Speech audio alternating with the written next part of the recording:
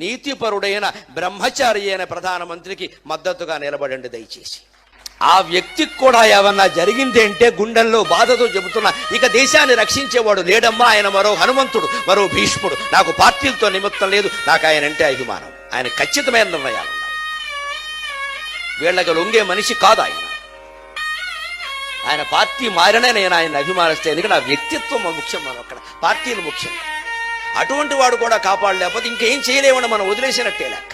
ఈ విమర్శిస్తున్న పెద్ద మనుషులు 20 ఏళ్లుగా 60 ఏళ్లుగా 70 ఏళ్లుగా ఏం చేశారో మనకు తెలుసు దేశాన్ని. ఆ శక్తి బ్రహ్మచర్యం వల్ల వస్తుంది. నరేంద్ర మోడీకి కూడా ఆ శక్తి ఉంది. హనుమంతుడికి అతను ఆరాధకుడు. అందుకే ఎక్కడికి వెళ్ళి ఏ దేశానికి వెళ్ళినా ఆ దేశం వాళ్ళకి భగవద్గీత బహుమతి ఇస్తున్నాడమ్మా, దేశం పరువు నిలబడే విధంగా. ఎన్ని దేశాలు వెళ్ళినా ఎక్కడికి వెళ్ళినా భగవద్గీత బహుమతి.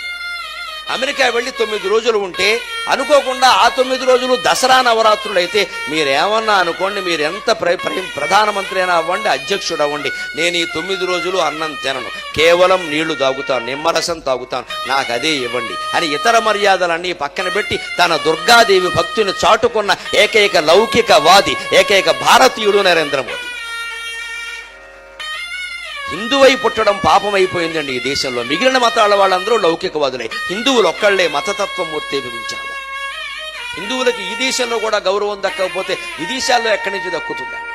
రామాయణం చదివినవాడు, సుందరకాండ చదివినవాడు, హనుమంతుడిని ప్రేరణగా తీసుకున్నవాడు. కాబట్టే ఉగ్రవాదుల పట్ల ఎలా ఉండాలో అలాగే ఖచ్చితంగా చెబుతున్నాడు. నిన్న కూడా చెప్పాడు, నట్లు బోల్ట్లు బిగుస్తున్నాయి, అందుకే జరుగుతోంది, కంగారు పడకండి అన్నాడు.